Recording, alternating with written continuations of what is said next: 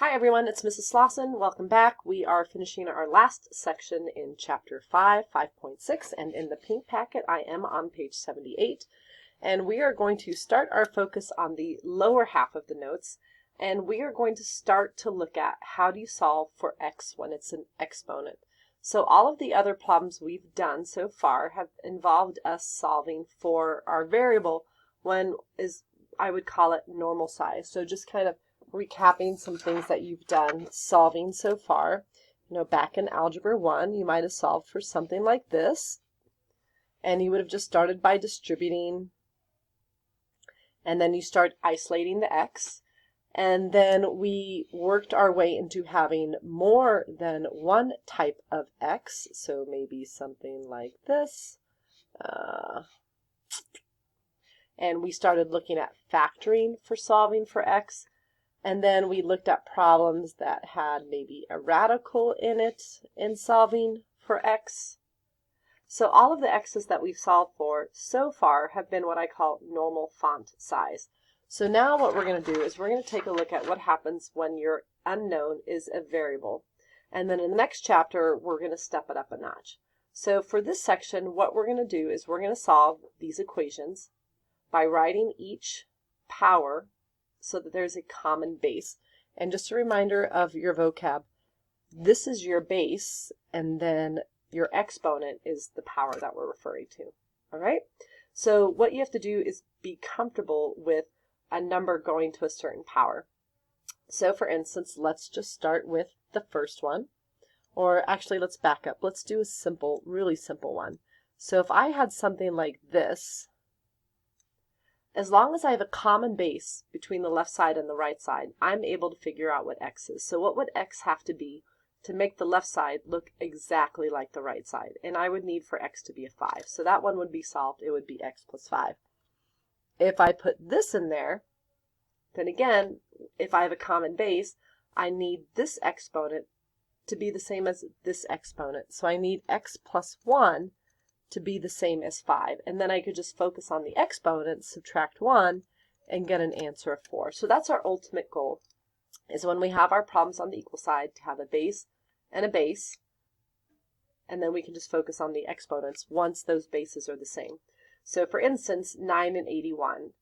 This has a base of 9, this has a base of 81. They're not common, so I can't use this trick that I'm doing over here. But there is the possibility that we can rewrite these so that they have the same base. And 81 can be rewritten as a base of 9. 9 to the second power is 81.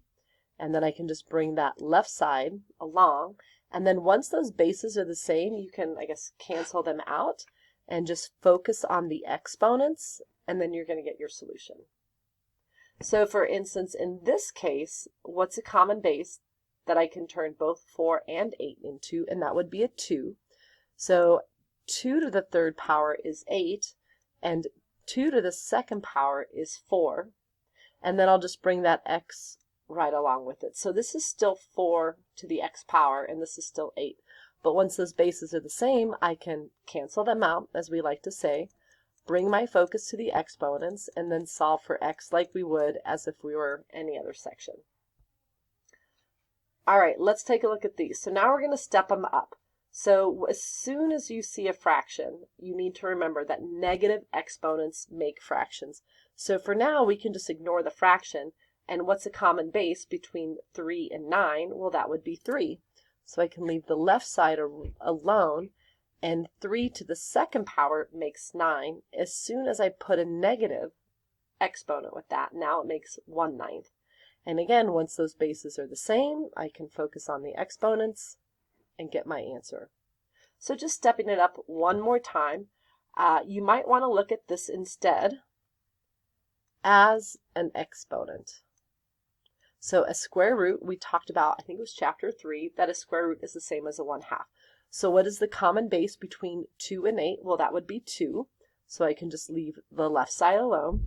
And then 8 can be written as 2 to the third power. And then I'm just going to put that fraction in parentheses so it doesn't quite mission to the 3.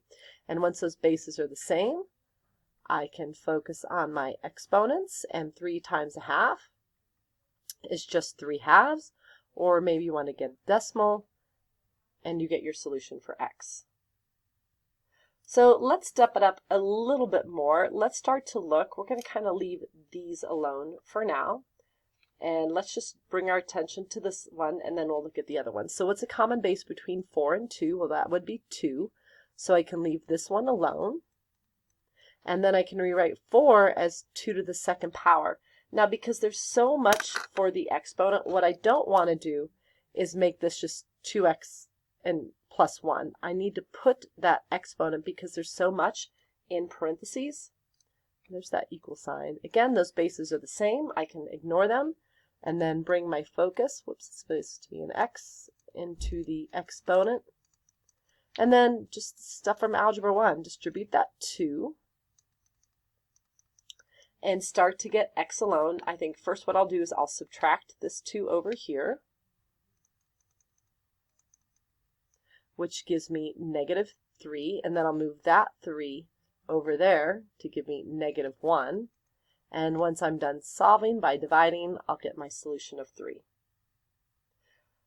So let's take a look at some of the other ones. So in order for this to work, it needs to be just the base with the exponent. So what I'm going to do here is isolate my base and exponent by subtracting the 5 over. And now the common base between 3 and 9 is 3, so this one can be left alone. 9 can be written as 3 squared. And now that I have a common base, ignore them and you get your solution. So for this one, again, I just want the base and the exponent. I don't want this 2. And since the 2 is multiplying to this base and exponent, what I'll do to isolate the base and exponent is to divide by 2, which gives me 9. And then again, what's a common base? So this one's a little tricky. I hope you realize that there's a fraction, that it's just a negative exponent that's happening. So I'm just going to focus on the 3 in the denominator. And a common base between 3 and 9, just like before, is 3. So starting with the right side, I'll make 9 into 3 squared. To make 1/3, I would have to have 3 to a negative first power, and that would create that fraction. And then I'll bring the entire original exponent over. I'm going to put it in parentheses. But now their bases are the same. I can ignore them. And here's my focusing on the exponents. I'm going to distribute that negative through. And now to isolate x, I'm going to subtract 2. And then there's like a negative 1 there. Divide by negative 1, and I still have 0. All right, moving along. Let's go to this one down here. So again, I just need the base with the exponent, so I'm going to subtract 10 over, which gives me 1. So this is a slightly tougher one, because what's a common base between 4 and 1? It's actually 4. So I'll leave the left one alone, and if you remember, anything to a 0 power is 1. So that's why I'm going to pick a base of 4, so that I have identical powers, but this could technically be any base. Ignore those. Set your exponents equal to each other, and you have your solution. Let's wrap this up. So starting with this one, I'm going to add the 2 over. And now I'm thinking, well, what's a common base between 36 and 6? So this is definitely a tougher one. So what we're going to have to think about is, for instance, the square root of 36.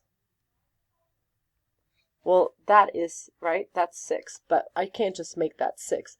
What I'm going to do is rewrite this one. Hold on, someone's at the door. All right, taking that back. Sorry, good thing someone knocked at the door. So a common base between 6 and 36 is 6, so I'll leave this one alone.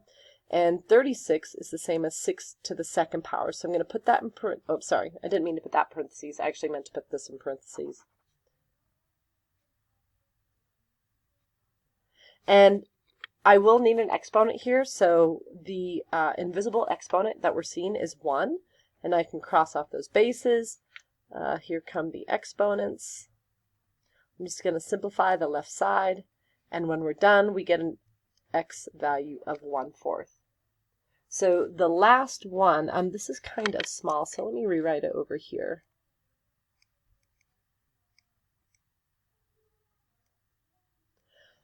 So let's talk about this one.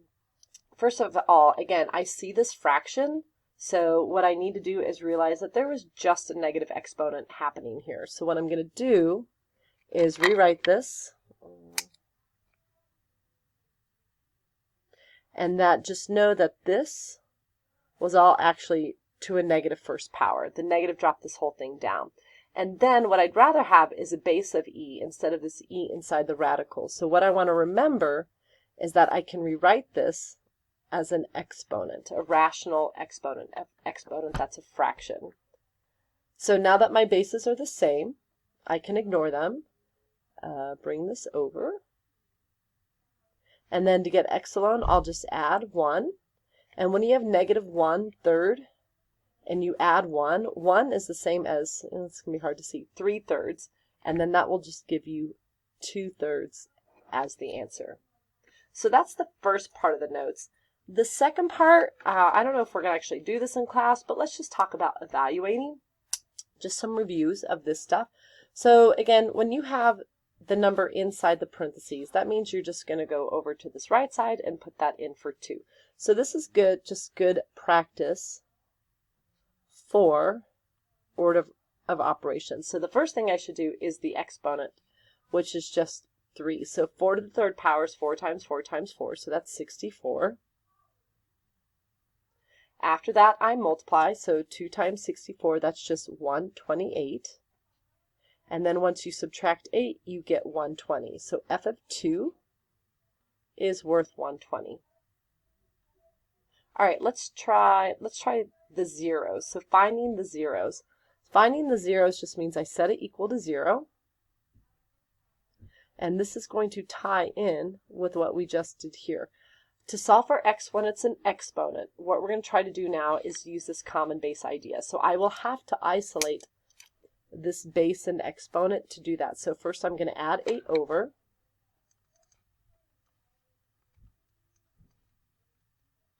Then to isolate this base and exponent, I'll divide by 2. And now I'll put my invisible exponent that we don't see, and now that the bases are the same, I can focus on the exponents, subtract 1, and we get a solution of 0. All right, the next one, probably moving in the tough area, is I'm going to put 1/2 in for my exponent. So similar to the one on the left, but a little different. All right, so just bringing this exponent together, that's 1/2, which we will actually want to look at 1/2 as 3/2. And the first thing I'm going to do is take 4 to the 3/2 power, which, if you remember, you can rewrite as a radical. It becomes the square root of 4, and then all of that to the 3rd power. And the square root of 4 is 2, and then 2 to the 3rd power is 8. So this becomes 2 times 8 minus the 8.